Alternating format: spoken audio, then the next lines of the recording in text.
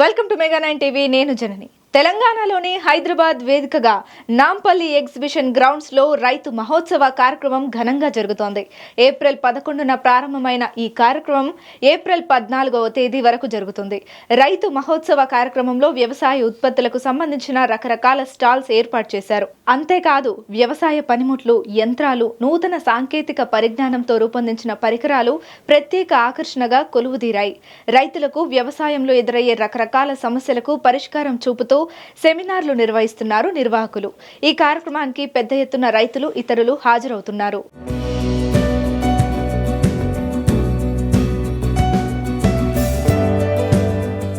Nampally exhibition grounds లో జరుగుతున్న రైతు మహోత్సవ కార్యక్రమ సెమినార్లలో వ్యవసాయ నిపుణులు, అధికారులు, అనుభవజ్ఞులు పాల్గొని లాభసాటి వ్యవసాయానికి రైతులకు సలహాలు, సూచనలు అందిస్తున్నారు.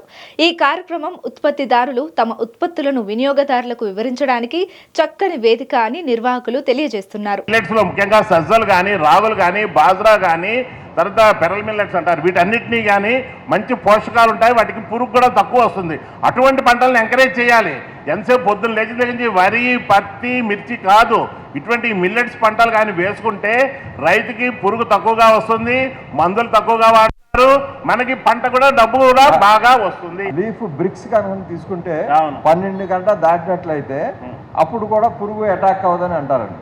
ఆ బ్రిక్స్ దాటాలంటే ఈ మైక్రో ఎలిమెంట్స్ అన్ని కూడా ఆ మొక్కలో పోషకాలన్నీ ఉండాలి. ఆ మొక్కలో పోషకాలు ఉండాలంటే మనం ఇవ్వక తప్పట్లేదు హై డెన్సిటీలో. కరెక్ట్ గా చెప్పారు. ఎందుకంటే రిపెలెంట్ యాక్షన్ లాగా అనుకోండి. ఫర్ ఎగ్జాంపుల్ కొంచెం BT2 చేశారు, పత్తి BT2 చేశారంటే అవి పురుగులు రావు కదా. సో అలాగే ఆ విధంగా అనమాట. ఈ విధంగా పోషక సమతుల్యత మెయింటైన్ చేస్తే పురుగులు అవి కూడా తక్కువగా వచ్చే అవకాశం ఉంది. తద్వారా ఒకసారి పురుగు వచ్చిందంటే దాని సెకండరీ ఇన్ఫెక్షన్, ఫంగల్ డిసీజ్ కూడా వస్తుంది.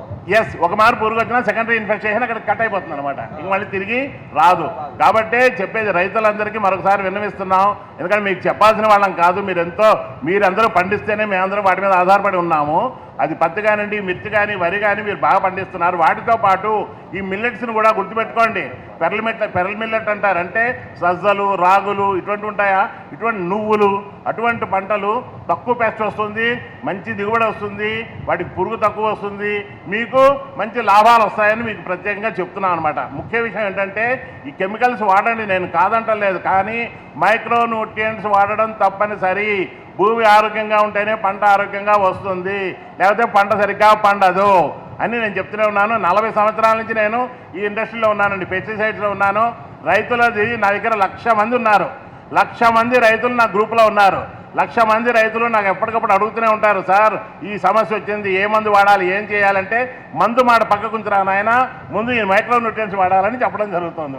రీసెంట్గా నేను ఒక 1 ఇయర్గా లెగ్నైట్ గురించి కొంచెం ఎక్కువ వర్క్ చేయడం జరిగింది.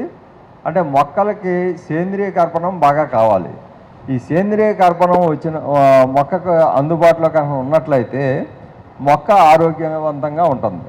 సేంద్రియ కర్పణం ఉండాలి. అలాగే భూమి లోపల మైకోరైజా, వ్యామ్ అంటాం కదండి, ఆ వ్యామ్ కూడా ఉన్నట్లయితే మొక్కలకి ఆ న్యూట్రిషన్ ఎప్పుడు కూడా అందుతూ ఉంటుంది. ఈ లెగ్నైట్లో హ్యూమిక్ యాసిడ్, ఫుల్విక్ యాసిడ్ అన్నది న్యాచురల్గా ఉంటుంది. ఈ రెండు ఉన్నప్పుడు ఆ సాయిల్లో ఉండేటువంటి న్యూట్రియంట్స్ని అన్నిటినీ కూడా మొక్కకి బాగా అందిస్తుంది. దాని మీద ఒక ఎక్స్పెరిమెంట్ కూడా చేసాం.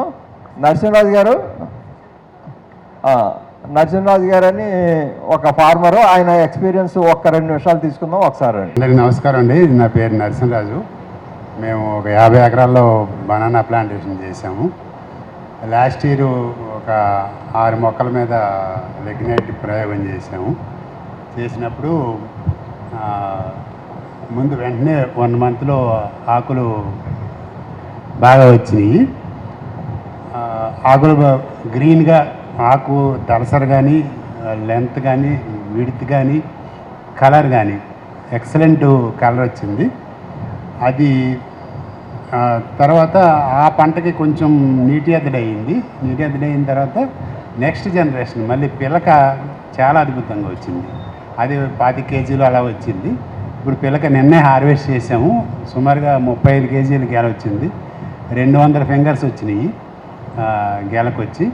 అది స్పష్టంగా తెలుస్తుంది. తర్వాత ఈ పంటలో ఒక 3 ఎకరాల్లో డోస్ పెంచి 1 కేజీ వరకు ఇచ్చాము. చాలా అంటే సిగ్నిఫికెంట్ గ్రోత్ అనమాట. పక్కదాంతో పోల్చినప్పుడు చాలా మంచి గ్రోత్ ఉందండి. ఈ పొల్యూషన్ గురించి మాట్లాడుకునేటప్పుడు ప్లాస్టిక్ పొల్యూషన్ అండి మనకి బాగా ఎక్కువగా ఉండేది ప్లాస్టిక్ పొల్యూషన్. అగ్రికల్చర్లో కూడా ఫీల్డ్లో మల్చింగు ఇట్లాంటి మనం వాడటం, అది భూమిలో మొక్కల కింద అయిపోవడం, కానీ డికంపోజ్ అవ్వదు. ఏదన్నా వర్షం వచ్చినప్పుడు వర్షంతో పాటు కొట్టుకుపోయి నదుల ద్వారా డ్రైన్ల ద్వారా సముద్రంలో కలుస్తుంది, లేదా ఇక్కడే కిందకి దిగి ఆ వాటర్ కూడా భూమిలోకి ఇంకకుండా అడ్డుపడతా ఉంటుంది. ఇట్లాంటి సమస్యల్ని సృష్టిస్తూ ఉంటుంది. అసలు ప్లాస్టిక్ పొల్యూషన్ ప్రపంచంలో ఇప్పుడు ఏ విధంగా ఉందో ఒకసారి ప్రసాద్ గారు చెప్తారు. తప్పకుండా అండి. దానికి ముందుగా మీ అనుమతితో ఒక చిన్న విషయం భూమి గురించి చెప్దాం అనుకుంటున్నాను అండి. ఈ సేంద్రియ వ్యవసాయం ఒక పద్ధతిలో వెళ్తుంటే ఆ మధ్యకాలంలో మనం అన్నీ కూడా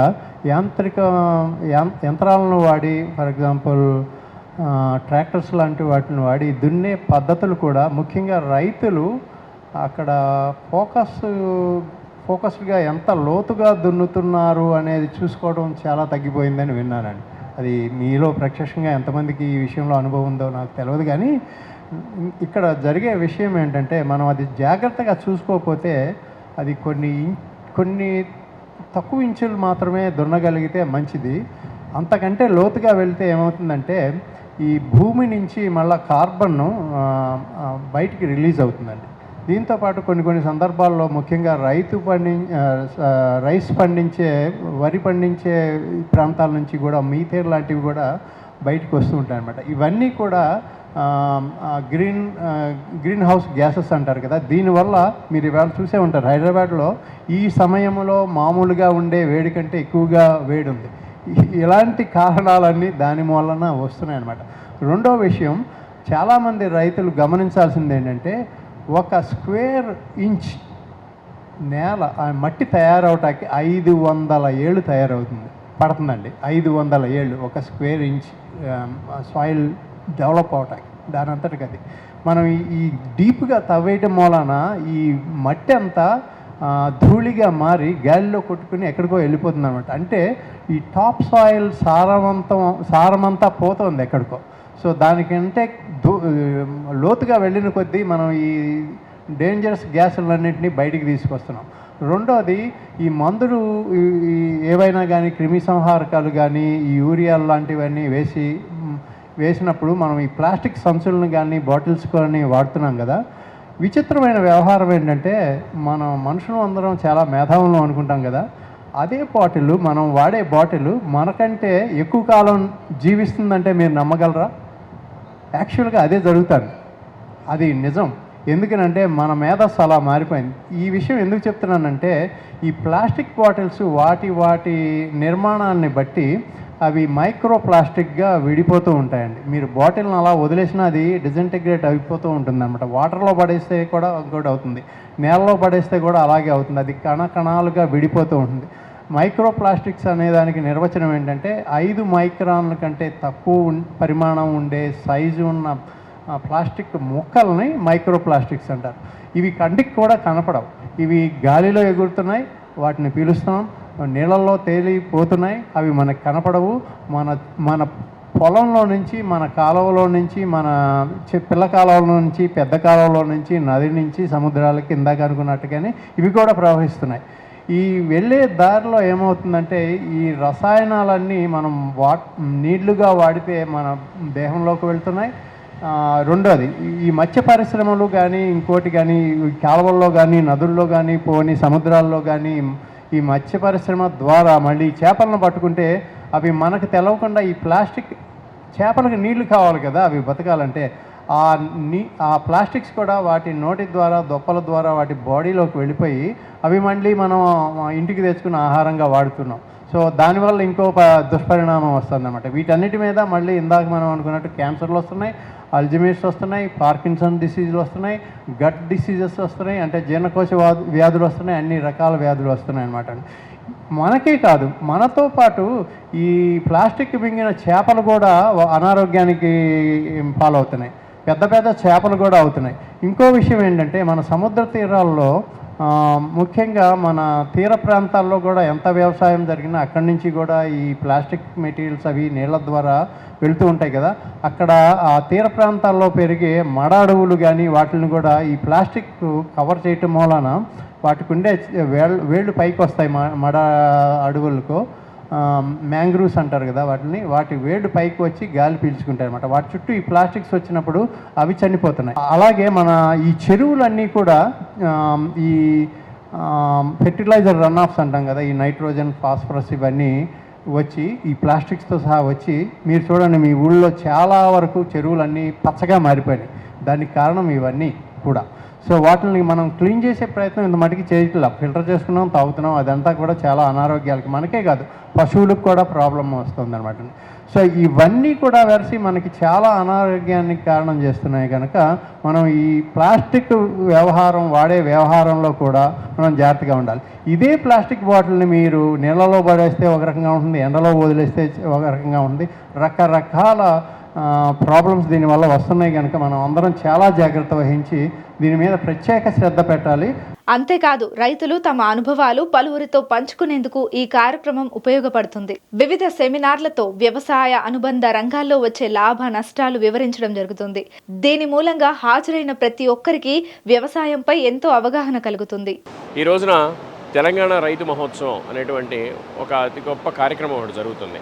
ఇది తెలంగాణ రాష్ట్ర ప్రభుత్వం ఆధ్వర్యంలో అనుబంధ సంస్థ అయినటువంటి అగ్రి హార్టీ సొసైటీ వారి నిర్వహణలో ఎగ్జిబిషన్ గ్రౌండ్స్ సొసైటీ వారి ఆధ్వర్యంలో అట్లానే ఎకనామిక్ కమిటీ వారి యొక్క సహకారంతో ఈ కార్యక్రమాన్ని నిర్వహించడం జరుగుతుంది. అట్ ది సేమ్ టైం ఇందులో బ్యాంకర్స్ అనగా నాబార్డు లాంటి సంస్థలు, అట్లానే నేషనలైజ్డ్ బ్యాంక్స్, కోఆపరేటివ్ బ్యాంక్స్ అన్నీ కూడా దీంట్లో పాల్గొనడం జరిగింది. ప్రధానంగా ఈ కార్యక్రమం యొక్క ప్రధాన ఉద్దేశం ఏంటి అని అంటే రైతాంగం, వ్యవసాయం ఇవి రెండు ప్రధాన అంశాలుగా చెప్పవచ్చు. రైతాంగం, వ్యవసాయం అని రెండు రకాలుగా ఎందుకు అంటున్నామనంటే రైతు అనే వ్యక్తి కేవలం వ్యవసాయానికి మాత్రమే పరిమితి కాదు, వ్యవసాయ అనుబంధ రంగాలను కూడా రైతులు అడాప్ట్ చేసుకోవాలి. పూర్వకాలంలో ఏ విధంగా అయితే రైతులందరూ సమిష్టి వ్యవసాయ విధానాల్ని అవలంబించారో, అంటే సమిష్టి వ్యవసాయ విధానం అంటే ఇద్దరు ముగ్గురు కలిసి చేశారనో లేకపోతే కుటుంబాలు కలిసి వ్యవసాయం చేశాయనో కాదు. 1-2 రంగాలని చేదోడు వాదోడుగా పెట్టుకొని రైతులు పూర్వకాలంలో వ్యవసాయం చేసేవాళ్ళు. దురదృష్టవశాత్తు గడిచిన 3 దశాబ్దాల్లో వాటికి మనం దూరం అయ్యాం. కాబట్టి రైతుకి ఆల్టర్నేటివ్గా ఆదాయం అనేది లేకుండా పోయింది. ఫర్ సపోజ్ వ్యవసాయంలో ఏదైనా నష్టం వస్తే పాడి రంగం ఆదుకునేది. ఇప్పుడు ఆ పరిస్థితి కాదు. అయితే పాడి చేస్తున్నారు, లేకపోతే వ్యవసాయం చేస్తున్నారు. కాలక్రమేణా అనేక రకాల సమస్యలు, వీటికి చెప్పుకోదగినవన్నీ ఎంచుకుంటే ఎన్నో ఉంటాయి. కానీ ఇది కాదు ఇప్పుడు సమస్య. ఏంటి అని అంటే సమగ్ర వ్యవసాయ విధానాలను ఏ రకంగా రైతులు అవలంబిస్తే బాగుంటుంది అనేది దృష్టిలో పెట్టుకొని రాష్ట్ర ప్రభుత్వం వారి దృష్టికి మేము కొన్ని సలహాలు, సూచనలు తీసుకెళ్ళడం జరిగింది. వారు అగ్రి హార్టీ సొసైటీ ఆధ్వర్యంలోనే మీరు ఈ ఎగ్జిబిషన్ నడపండి. ఎగ్జిబిషన్ అంటే ఎగ్జిబిషన్లా కాదు, దీనికి కొన్ని ప్రామాణికాలను నిర్దేశించుకోవడం జరిగింది. ఇందులో ప్రధానంగా వ్యవసాయం మొదటిదైతే, రెండోది అనుబంధ రంగాలైనటువంటి పాడి పరిశ్రమ, అట్లానే గొర్రెలు, మేకల పెంపకం, చేపలు, రొయ్యలు, ఇటువంటి వ్యవసాయాలన్నింటినీ కూడా మన వ్యవసాయ రంగంలో రైతులకి అనుసంధానంగా మనం చెప్పుకుంటుంటాం. సహజంగా రైతులు నిర్వహించేటువంటి రంగాలలో ఇవి ప్రధానమైనటువంటివి. అయితే ఇప్పుడు వ్యవసాయంలో రైతులు ఎదుర్కొంటున్నటువంటి ప్రధాన సమస్యలు ఏంటి? ఇది ఈరోజు చర్చ. ఈ చర్చలో ప్రధానంగా అయితే రైతు పూర్తి అవగాహన లేకుండా ముందుకు వెళ్ళి పెట్టుబడులు పెట్టి లాభాలు చవిచూడలేక నష్టాలు గురి కాబడి ఎంతో అధోగతి పాలికి గురవుతున్నారు. అయితే ఇదే రైతాంగానికి చేదోడు వాదోడుగా నిలబడటానికి అగ్రి హార్టీ సొసైటీ వారు ఓ వినూత్నమైన కార్యక్రమాన్ని చేపట్టారు. మొట్టమొదటిది ఇందులో రైతులకి అనేక రకాల సలహాలు, సూచనలు, ఏ విధంగా ఒక మొక్క పెట్టిన దగ్గర నుంచి పంట బయటికి తీసేంత వరకు వివిధ దశల్లో ఏ రకమైనటువంటి అవసరాలు ఉంటాయి, వాటిని ఏ విధంగా రైతులకి అందుబాటులోకి తీసుకురావాలి, వినూత్నమైనటువంటి విధానాలు ఏంటి, ఆధునిక పద్ధతులు ఏంటి, ఇవే కాకుండా అధిక పంట దిగుబడి తీసుకుంటానికి ప్రధాన మార్గాలేంటి, వీటన్నిటినీ కూడా సస్యరక్షణ, సమగ్ర సమీకృత యాజమాన్య చర్యలు, సస్యరక్షణ మొదలగు అంశాలకు అన్నిటికీ సంబంధించి ఒక వన్ స్టాప్ సొల్యూషన్గా ఈ ఎక్స్పో ఈ రోజున మన ముందుకు వచ్చింది. రైతులందరూ కూడా ఈ అవకాశాన్ని సద్వినియోగం చేసుకోవాలి. ఇవాళ కూలీల బెడద చాలా ఎక్కువగా ఉంది.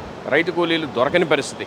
కారణం వారికి పల్లెటూరులో దొరికే ఆదాయం సరిపోకపోవడం, పట్టణాలకు వెళితే వచ్చేటువంటి ఆదాయాలు మెరుగుపడటం రైతు కూలీ సమస్యకి పెద్ద ప్రధాన కారణమైపోయింది.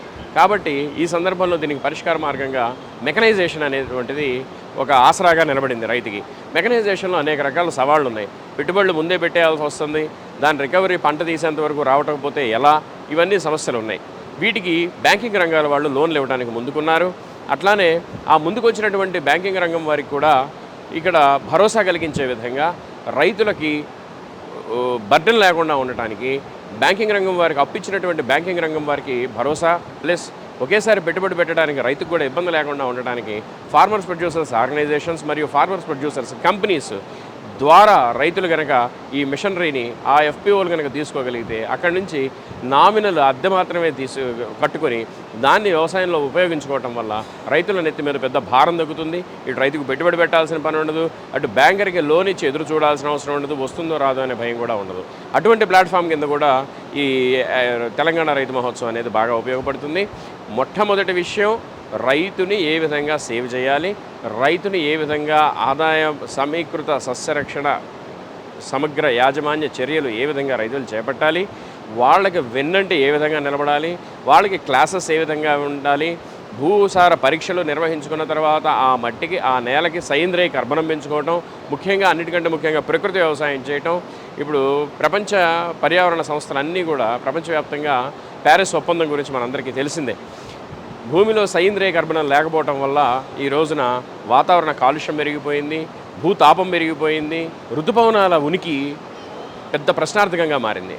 సో వర్షాలు పడుతున్నాయి. ఈ వర్షాలు పడుతున్నాయి అని అనటం కంటే ఋతుపవనాల యొక్క సరైన సమయం అనేది కరెక్ట్గా లేదు. ఇది గాడి తప్పుతుంది. ఇది గాడి తప్పకుండా ఉండాలంటే ప్రకృతి వ్యవసాయం ఒకటే మార్గం. ఇందులో అనేక మంది ఆదర్శంగా నిలబడి చేసిన వాళ్ళు ఉన్నారు. ప్రధానంగా సుభాష్ పాలేకర్ కృషిని కూడా మనం పరిగణలోకి తీసుకోవాలి. ఆచ్ఛాదన చేయడం చాలా ముఖ్యం. నేలని ఎండకి చూపరాదు. భూతాపాన్ని తగ్గించాలి అని అంటే ఆచ్ఛాదన అనేది చాలా ముఖ్యం. అందుకోసం పచ్చరొట్ట ఎరువుల్ని ఏ విధంగా ఉపయోగించుకోవాలి, వీటన్నిటికీ సంబంధించినటువంటి డీటెయిల్డ్గా రైతులందరికీ అర్థమయ్యే విధంగా సరళమైన భాషలో మేధావులందరూ కూడా కూర్చోబెట్టి రైతులకు అవసరమైనటువంటి అవగాహన కార్యక్రమాన్ని చేపట్టబోతున్నారు. అట్లానే భవిష్యత్తులో అగ్రిహార్టీ సొసైటీ ద్వారా రైతులందరికీ కూడా ఎప్పటికప్పుడు వ్యవసాయ విధానాలపై పూర్తి అవగాహన కల్పించే విధంగా భవిష్యత్ కార్యక్రమాలను కూడా రూపొందించడం జరిగింది. ఇందుకు రాష్ట్ర ప్రభుత్వం పూర్తిగా సహకరిస్తుంది. ముఖ్యంగా రేవంత్ రెడ్డి గారికి, తుమ్మల నాగేశ్వరరావు గారికి, మంత్రి శ్రీధర్ బాబు గారికి, అట్లానే కౌన్సిల్ చైర్మన్ గుత్తా సుఖేందర్ రెడ్డి గారికి, వ్యవసాయ కమిషన్ చైర్మన్ కోదండ రెడ్డి గారికి ముఖ్యంగా ధన్యవాదాలు తెలియజేసుకుంటున్నాం. ఈ రైతు మహోత్సవ కార్యక్రమంలో వ్యవసాయ యంత్రాలు, పనిముట్లు, మిద్దె తోటలో నూతన టెక్నాలజీ పనిముట్లు, మోటార్లు, రిమోట్ కంట్రోల్ సిస్టమ్స్, జీవన ఎరువులు, రసాయన ఎరువులు, నర్సరీలు, రసాయన రహిత తినుబండారాలు వంటి ఎన్నో రకాల స్టాల్స్ ను ఏర్పాటు చేయబడ్డాయి. నమస్తే అండి, నా పేరు చరిత. మేము న్యాస్త గ్రామోచోళ అనే కంపెనీ. మాది వచ్చి 3 years old స్టార్టప్ అనమాట. ఇది వచ్చేసి IoT ప్లాట్ఫామ్ అంటే ఇప్పుడు మనకి పొలాలలో మోటార్స్ ఉంటాయి కదా ఫార్మర్స్కి. సో వాటిని ఫోన్ తోటే ఎక్కడి నుంచి అయినా సరే ఆన్ అండ్ ఆఫ్ చేయొచ్చు అనమాట. అంటే ఇప్పుడు మెయిన్ ప్రాబ్లమ్స్ ఫార్మర్స్కి పవర్ వోల్టేజెస్ అనేవి ఎక్కువ తక్కువ వచ్చినా, లేకపోతే డ్రై రన్లో మోటార్ నడుస్తున్నా కాలిపోయే ఛాన్సెస్ ఉంటాయి కదా. సో మా డివైస్ పెట్టడం వల్ల ఏంటంటే పవర్ ఫ్లక్చుయేషన్స్ ఎక్కువ వచ్చినా తక్కువ వచ్చినా, లేకపోతే డ్రై రన్లో మోటార్ నడుస్తున్నా లేదా ఫ్యూజ్ ఆర్ ఫేస్ ఫెయిల్ అయినా కూడా ఆటోమేటిక్గా మా డివైస్ మీ మోటార్ని ఆఫ్ చేసి మీకు మెసేజ్ పంపిస్తుంది. ఒక మోటార్ని ఆన్ అండ్ ఆఫే కాకుండా మనకి ఇప్పుడు వాల్స్ ఉంటాయి కదా, గేట్ వాల్స్ని కానీ లేకపోతే మామూలుగా ఆటోమేటిక్ వాటర్ లెవెల్ కంట్రోలర్ని కూడా ఆన్ అండ్ ఆఫ్ చేసుకోవచ్చు.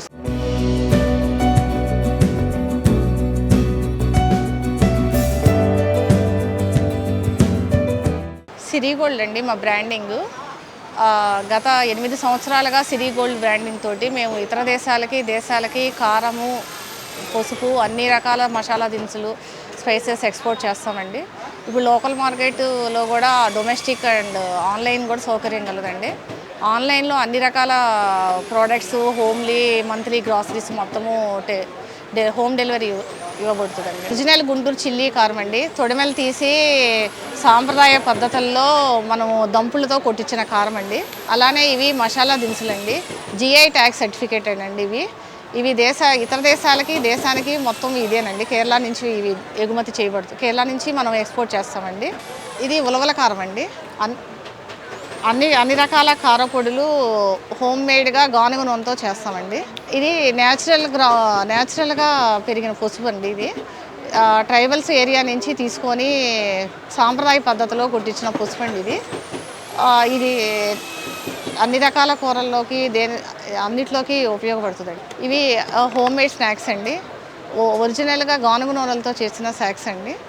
అలానే అన్ని రకాల పొడులు పచ్చళ్ళు హోమ్ మేడ్గా చేయబడుతుందండి. మేము ఏదైనా సరే మీకు ఆన్లైన్ సౌకర్యం కలదు కాబట్టి ఆన్లైన్ ఆర్డర్ కోసం సంప్రదించాల్సిన నెంబరు 7997976767.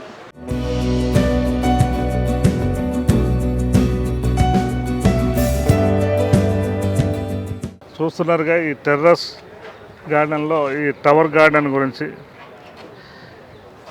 7 స్టెప్పులు ఉంటాయి. ఇందులో ఒక్కొక్క స్టెప్పులోనూ 7 వరుసలు ఉంటాయి. వరుసలలో 7 పాకెట్లు ఉంటాయి. మొత్తం ఇందులో దగ్గర రమారమి 49-50 ప్యాకెట్లు ఉంటాయి. ఇందులో కనుక ఆకుకూరలు వేసి పెంచుకున్నట్లయితే వారానికి 7 రోజులు కూడా ఆకుకూరల కొరత అనేది మనకు ఉండదు. అలాగే ఈ పైపులో మనం కిచెన్ వేస్ట్ ఏదైతే ఉందో ఆ కిచెన్ వేస్ట్ కనుక ఇందులో వేసుకున్నట్టయితే ఒరిజినల్ వర్మీ కాంపోస్ట్ ఇక్కడ తయారవుతుంది. అలాగే ఇందులో పాటింగ్ మిక్స్ మనం వేసుకుంటాం. ఇది ఒక టవర్ గార్డెన్ కనుక మనం 2x2 ఏరియా ఏదైతే 2 అడుగులు బై 2 అడుగులు ఏరియా ఉందో అంత ఏరియాలో ఈ టవర్ గార్డెన్ పెట్టుకుని చక్కగా ఎవరైతే అపార్ట్మెంట్ వాసులు ఉంటారో బాల్కనీల కోసమని ఇది రూపొందించడం జరిగింది. అలాగే ఇక్కడ మేము పెట్టిన ఈ సిస్టమ్ ఏదైతే ఉందో అది drip and drain with fish culture system. ఈ ప్రదర్శనశాలలో రూఫ్ టాప్ గార్డెన్లో ఫిష్తో పాటు ఈ గార్డెన్ ఎలా పెంచుకోవాలనే విధానాన్ని మేము ప్రదర్శించడం జరిగింది. ఇక్కడ చూడండి, మొట్టమొదట హాఫ్ డ్రమ్ ఉంది. ఈ హాఫ్ డ్రమ్లో పళ్ళ చెట్లు నాటుకునే పెంచడానికి అనువైన ఇందులో పాటింగ్ మిక్స్ చేయడం జరిగింది. ఇందులో ఫిష్ వాటర్తో పాటు ఇట్లాంటి పాటింగ్ మీడియాలో కనుక మనం పెంచుకున్నట్టయితే నిరంతరం కాయగూరలు పుష్కలంగా గుత్తులుగా ఇందులో కాస్తాయి. అలాగే ఇటువైపుకి వచ్చినట్టయితే ఇది హారిజెంటల్ టబ్బు. ఈ టబ్బుల్ని పారాపిట్ వాలంట ఈ విధంగా ఏర్పాటు చేసుకొని పారాపిట్ వాళ్ళకి 4 అంగుళాల దూరంలో ఉన్న ఈ ప్రాంతంలో రకరకాల ఆకుకూరలు నాటి ఇలాగా స్ట్రైట్గా పాకించుకొని యువతలో ఉన్నటువంటి ప్రదేశంలో ఉల్లిపాయలు అనేక రకాల దుంపకూరలు ఇలాంటివన్నీ కూడా మనం ఇందులో చక్కగా నాటుకొని ఇందులో అత్యధికమైనటువంటి ఈల్ని పొందే అవకాశం మనకు ఉంది. అలాగే ఇటువైపును చూసినట్టయితే 20 లీటర్ల బకెట్లలో కూరగాయ మొక్కలు అలాగే అనేక రకాల ఆకుకూరల్ని మనం పెంచుకునే అవకాశం ఉంది. ఇందులో డ్రిప్ డ్రైన్ ద్వారా వచ్చిన ఇటువంటి నీటిని తిరిగి ఆ పైపుల ద్వారాగా పట్టి దానిని తిరిగి ఫిల్టర్లోకి పంపి ఆ వాటర్ని తిరిగి ఫిష్ ట్యాంకులోకి పంపడం జరుగుతుంది. చూశారు కదా, ఈ విధంగా స్టాండ్లు కనుక ఏర్పాటు చేసుకున్నట్టయితే చక్కగా ఈ విధమైన విధానం ఒక 12 నుంచి 15 సంవత్సరాలు మన టెర్రస్కో ఈ సిస్టమ్ ఉంటుంది. ఇక ఇది చూసినట్టయితే 1000 లీటర్ల ట్యాంకులో 130 చేపలను వేస్తాం. ఈ సంవత్సరం పొడుగునా ఇవి 80 కేజీల చేపలు పండే అవకాశం ఉంది. 3వ నెల కానించి మనం చేపలు నిరంతరము చేపలు తినేవాళ్ళు ఎవరైతే ఉన్నారో వాళ్ళు వీటిని ఉపయోగించుకునే అవకాశం ఉంది. ఈ చేపలు మరియు ఈ మిద్దె తోట రెండిటికి అనుసంధానమైనటువంటి ఈ విధానానికి ఈ ఫిష్ ఫిల్టర్ యొక్క పనితీరును బట్టే ఈ వ్యవస్థ సక్రమంగా నడవకపోవడం అనేది జరుగుతుంది. ఇది డ్యూయల్ ఫిల్టర్.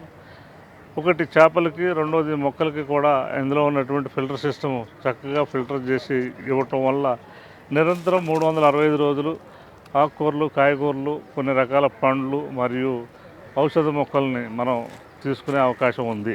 ఈ కార్యక్రమం నిర్వహణ పట్ల రైతులు, కంపెనీలు, సందర్శకులు ఆనందం వ్యక్తం చేస్తున్నారు.